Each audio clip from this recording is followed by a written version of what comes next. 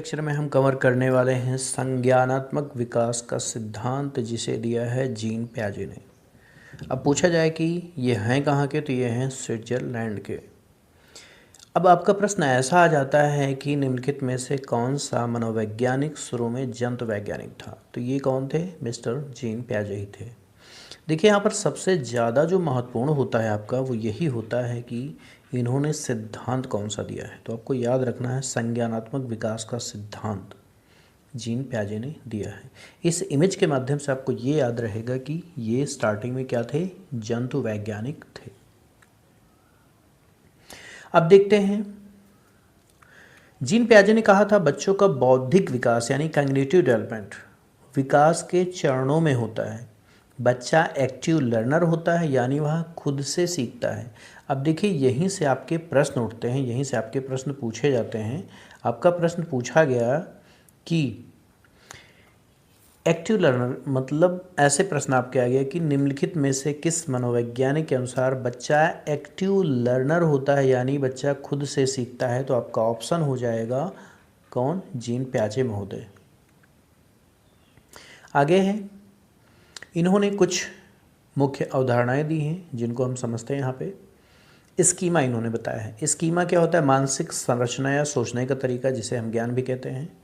उदाहरण आप देख पाएंगे, बच्चा हर 4 पैर वाले जानवर को कुत्ता समझता है स्टार्टिंग में। देखिए, स्टार्टिंग में क्या होता है, बच्चा क्या करता है। अब देखिए, उसको मैं विस्तार से आगे बताता हूँ। यहाँ पर है आपका एसिमिलेशन, एकोमोडेशन इक्वल लर्निंग। अब सबसे पहले देखते हैं एसिमिलेशन क्या होता है, अर्थात अभिग्रहण क्या है। जब बच्चा नई चीज़ या वस्तु को अपने पुराने ज्ञान यानी स्कीमा के अनुसार समझता है, तो उसे हम क्या कहते हैं? एसिमिलेशन कहते हैं। जैसे बच्चा पहले कुत्ता जानता है, सपोज दैट उसने कुत्ते को देखा है कि कुत्ता ऐसे होता है, कुत्ते के 4 पैर होते हैं, 2 कान होते हैं, 2 आँख होती है, पूंछ। बच्चे का क्या है? ये पूर्व ज्ञान है, उसे पहले से पता है कि कुत्ता ऐसे होता है। अब उसने क्या किया? उसने गाय देखी, ठीक है। उसने क्या देखा? उसने अब देखा गाय। देख, यहाँ पे एक गाय है मान लीजिए, वह बोलता है यह भी कुत्ता है। अर्थात वो क्या है? अभी अपने ज्ञान में बदलाव नहीं कर पा रहा है, सुधार नहीं कर पा रहा है। बस उसे इतना पता है कि कुत्ते के 4 पैर होते हैं और क्या बोलते हैं, 2 कान होते हैं, आँख होती है, पूँछ होता है। उसी बेस पे वो क्या करता है? गाय को भी, अर्थात गाय में भी उसे कुत्ता ही नज़र आता है। चाहे गाय हो चाहे बिल्ली हो, हर जगह पे उसे क्या? कुत्ता ही दिखता है। अब यहाँ पे आप देख पाएंगे कि यानी बच्चे ने नई चीज़ यानी गाय को पुराने ज्ञान कुत्ता में फिट कर दिया, ठीक है। चाहे जो देखे वो सबको कुत्ता ही बोलता है। अब हम देखते हैं समायोजन क्या होता है, एकोमोडेशन जिसे हम कहते हैं। स्कीमा में बदलाव करना, या जब बच्चा अपने पुराने ज्ञान को बदलता या सुधार करता है। अब उसे बताया गया कि यह कुत्ता नहीं बल्कि गाय है। देखिए, अब इस कंडीशन में क्या होता है, बच्चे में एक समझ आ जाती है, उसे समझा दिया जाता है कि नहीं नहीं बेटा, गाय अलग होती है और कुत्ता अलग होता है। अर्थात अब वह इन चीज़ों में फ़र्क करना सीख जाता है, तो उसे हम कहते हैं एकोमोडेशन। अगला है, बच्चा सीखता है कुत्ता अलग है और गाय अलग है, अर्थात उसे अब इस बात का ज्ञान हो जाता है। मतलब साफ है, अब अपने दिमाग का स्कीमा यानी ज्ञान बदल लिया। किसने? उस बच्चे ने। अब देखते हैं हम लर्निंग क्या होती है। जब दोनों प्रोसेस साथ में काम करते हैं तो क्या होता है? फिर लर्निंग होती है। जैसे पहले बच्चा गलती करता है, उसे हम एसिमिलेशन कहते हैं। फिर सही जानकारी लेता है, उसे कह दिया हमने एकोमोडेशन। और अंत में सही समझ बन जाती है, जिसे हम कहते हैं लर्निंग। देखिए, यहीं से आपके प्रश्न आते हैं, यहीं से आपके प्रश्न बनते हैं, तो इन चीज़ों को आप ध्यान दीजिएगा। इसीलिए कहा जाता है पुराने ज्ञान से समझना एसिमिलेशन, ज्ञान को बदलना एकोमोडेशन, दोनों मिलकर लर्निंग होता है। ऐसा प्रश्न आपका आ सकता है कि एसिमिलेशन या एकोमोडेशन बराबर लर्निंग किस मनोवैज्ञानिक ने दिया है। यहाँ पर आप इसको इस तरीके से फिर से समझ सकते हैं कि बच्चा हर 4 पैर वाले जानवर को क्या करता है? कुत्ता समझता है, तो इसे हम कहते हैं एसिमिलेशन, ठीक है। आगे है, उसे सही बताया गया, अर्थात उसे सही जानकारी हो गई, उसे हम कहते हैं एकोमोडेशन, यानी कि कुत्ता कौन है, गाय कौन है, बकरी कौन है, उनमें फ़र्क को करना सीख जाता है। अब सही पहचान कर लेता है, कुत्ता है, बिल्ली है, जो भी वो देख के, तो उसे हम कहते हैं लर्निंग। संतुलन देखते हैं, सीखने की प्रक्रिया जिसमें बच्चा संतुलन बनाता है। इन्होंने स्वयं के बच्चे पे प्रयोग किया था। अर्थात पूछा जाए कि निम्नलिखित में से कौन सा मनोवैज्ञानिक ने जिसने स्वयं के बच्चे पे प्रयोग किया था, तो हो जाएगा जीन प्याजे। प्याजे ने संज्ञानात्मक विकास के 4 चरण बताए हैं। आपका यहाँ से एक प्रश्न बन जाता है कि निम्नलिखित में से जीन प्याजे ने सीखने के या संज्ञानात्मक विकास के कितने चरण बताए हैं, तो 4 हो जाता है। अब इस पे आप देख पाएंगे मैंने एक छोटी सी ट्रिक बनाई है, संपू मु आ, 4 अवस्थाएं हैं ये, इसको समझने में बहुत मजा आएगा। अब देखिए आपका सपोज दैट प्रश्न पूछा गया कि जीन प्याजे की तीसरी अवस्था का नाम क्या है। ऐसे प्रश्न बने हैं, कई बार बने हैं, इसलिए ये महत्वपूर्ण है, हल्के में तो बिल्कुल लेने की गलती। आपको सिंपल सा है, संपू मु आ इतना याद है तो पूछा गया क्या गया कि जीन प्याजे की तीसरी अवस्था का नाम क्या है। तो संपू मु से आपको क्या याद आ जाएगा भैया, मूर्त संक्रियात्मक अवस्था इनकी तीसरी अवस्था का नाम है। ठीक, उसके बाद फिर अगला है, सपोज दैट पूछ लिया गया कि जीन प्याजे की चौथी अवस्था का नाम क्या है, तो आ से हो जाएगा आपका अमूर्त संक्रियात्मक अवस्था, सम से हो जाएगा संवेदी प्रेरक अवस्था, दूसरी अवस्था पूछता है तो पू से हो जाएगा पूर्व संक्रियात्मक अवस्था। ये सारी चीज़ें आप बहुत ही आसानी से पकड़ पाएंगे। ये जो मैंने यहाँ पे गिनती लिखी है ये भी बहुत महत्वपूर्ण है, इसको हल्के मत लीजिएगा। बहुत बार पूछ लिया जाता है कि जीन प्याजे की दूसरी अवस्था कब से कब तक थी, तो यहाँ पर आपको मदद मिलेगी। देखिए संपू से हो जाएगा संवेदी प्रेरक अवस्था, 0 से 2 वर्ष है। ठीक, यहाँ पर है, ये दिख नहीं रहे आपको। उसके बाद आप क्या गया दूसरी अवस्था पूर्व संक्रियात्मक अवस्था, तो ये हो जाएगा 2 से 7। तीसरी हो जाएगी मूर्त संक्रियात्मक 7 से 11। फिर आपकी चौथी हो जाएगी अमूर्त संक्रियात्मक 11 से 15। तो इस तरीके से आपको बहुत आसानी से ये सारी अवस्थाएं भी याद हो जाएंगी उनके ड्यूरेशन के साथ। संपू मु आ 0, 2, 7, 11, 15। चलिए अब हम बढ़ते हैं आगे। पहली अवस्था देखते हैं संवेदी प्रेरक अवस्था, जिसे हम इंद्रिय जनित गामक अवस्था भी कहते हैं। सपोज दैट आपका क्वेश्चन आ गया कि इंद्रिय जनित गामक अवस्था का संबंध किस मनोवैज्ञानिक से है, तो आपको भूलना नहीं है, इसी को संवेदी प्रेरक अवस्था कहा गया है, जो कि 0 से 2 वर्ष है। पियाजे ने इस अवस्था को 6 उप अवस्थाओं में बांटा है, इसके विषय में ज़्यादा पढ़ने की जरूरत नहीं है आपको। नोट, इस अवस्था में शिशु का समस्त कार्य एवं व्यवहार इंद्रियों एवं संवेगों द्वारा संचालित होते हैं। किस अवस्था में, संवेदी प्रेरक अवस्था में, या इंद्रिय जनित, इसका नाम ही रखा गया इंद्रिय जनित, इंद्रियों द्वारा। चलिए आगे देखते हैं। बच्चा इंद्रियों और क्रियाओं से सीखता है। ऑब्जेक्ट परमानेंस यानी वस्तु स्थायित्व उसमें बनता है।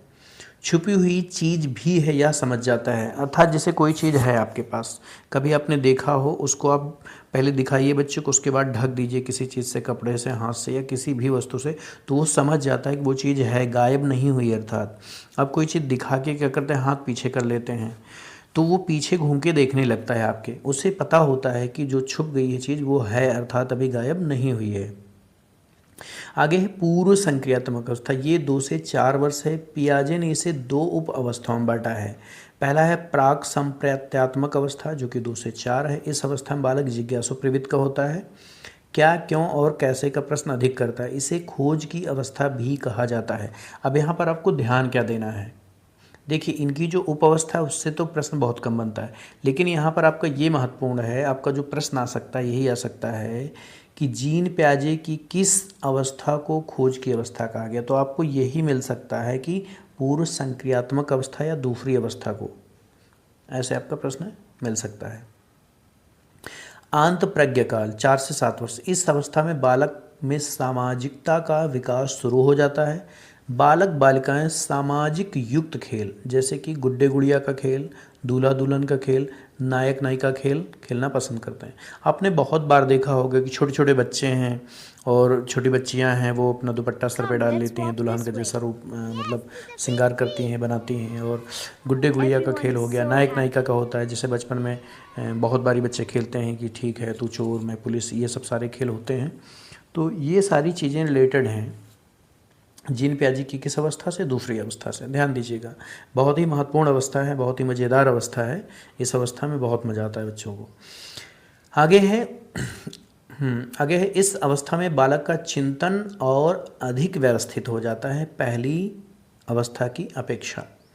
प्रतीकात्मक सोच यानी सिंबॉलिक थिंकिंग उसकी स्टार्ट हो जाती है, स्वकेंद्रितता आ जाती है, यानी कि वह जो है कि स्वयं का भला चाहता है, किसी और का भला नहीं चाहता। बच्चा दूसरों के दृष्टिकोण को नहीं समझता, आप क्या कह रहे हैं इससे फ़र्क नहीं पड़ता, आपका नज़रिया क्या है, वो अपने नज़रिए से सारी चीज़ें देखता है।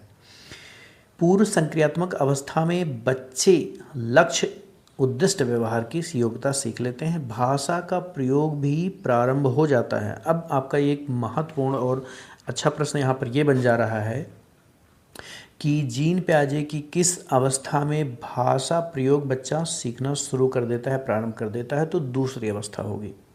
आगे है मूर्त संक्रियात्मक अवस्था 7 से 11 वर्ष। इस अवस्था में बालक में पलटाववादी गुण यानी कि रिवर्सिबिलिटी गुणों का विकास हो जाता है। अब देखिए इसको मैं एक्सप्लेन करता हूँ कि पलटाववादी है क्या, समझ लेना जरूरी है। किसी क्रिया को मानसिक रूप से उल्टा यानी रिवर्स सोच पाने की क्षमता को ही क्या कहते हैं भैया, आप कहते हैं पलटाववादी। जब बच्चा यह समझने लगता है कि जो काम हुआ है उसे वापस पहले जैसा किया जा सकता है। उदाहरण के तौर पर आप देख सकते हैं कि एक बच्चा है या बच्ची है, उसके पास 2 गिलास हैं, एक गिलास भरा हुआ है और एक गिलास खाली है। तो वो क्या करता है, एक गिलास से दूसरे गिलास में पानी डालता है और उसे पता है कि उसकी मात्रा नहीं बदलती और फिर उसे वापस पहले वाले गिलास में डाल सकता है। जो काम पहले हुआ है उसे वापस पहले जैसा किया जा सकता है। इसे को हम कहते हैं पलटाववादी गुण। यहाँ पर और कोई चीज़ें नहीं हैं। बच्चों में चीज़ों के वर्गीकरण करने की क्षमता आ जाती है। बालक प्रत्यक्ष घटनाओं एवं वस्तुओं के बारे में चिंतन एवं तर्क वितर्क करने में सक्षम हो जाता है। बालक का चिंतन एवं तर्क अधिक व्यवस्थित और स्थायी हो जाता है। वर्गीकरण का संबंध मूर्त संक्रियात्मक अवस्था से है। सपोज दैट ऐसा आपका प्रश्न आ गया कि जीन प्याजे के वर्गीकरण का संबंध किस अवस्था से है, तो मूर्त संक्रियात्मक। अगला है 6 से 11 वर्ष की अवधि को मध्य बचपन अवधि माना जाता है। तार्किक सोच की शुरुआत हो जाती है इस अवस्था में। संरक्षण की समझ, वर्गीकरण और श्रेणीकरण सीख लेता है बच्चा। चौथा है अमूर्त या औपचारिक संक्रियात्मक अवस्था 11 से 15 वर्ष।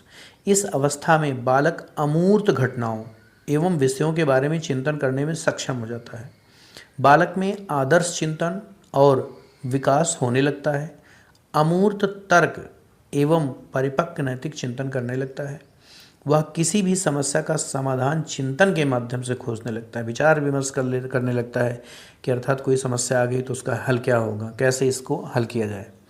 या आदर्श चिंतन एवं सामूहिकता की भावना की अवस्था होती है। ये भी आपका एक अच्छा पॉइंट है। प्रश्न आपका हो गया कि जीन प्याजे की कौन सी अवस्था में आदर्श चिंतन एवं सामूहिकता की भावना पाई जाती है, तो आपका हो जाएगा अमूर्त या औपचारिक संक्रियात्मक अनुसार नवीन जानकारी में संशोधन समायोजन होता है तथा नवीन जानकारी के आधार पर पुरानी योजनाओं में संशोधन समावेशन होता है।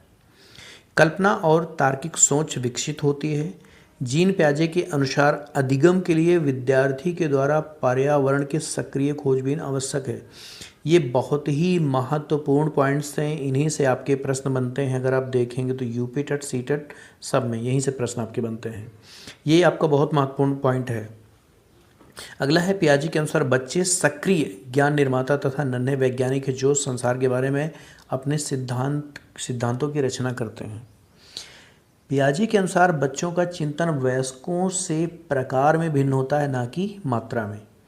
बच्चे अनुकूलन की प्रक्रियाओं के द्वारा सीखते हैं। ये तो रहा आपका महत्वपूर्ण नोट्स, महत्वपूर्ण पॉइंट्स जो कि एग्ज़ाम के लिए ज़रूरी हैं। अब देखते हैं कि इस सिद्धांत से कैसे प्रश्न पूछे गए हैं प्रीवियस ईयर के परीक्षाओं में।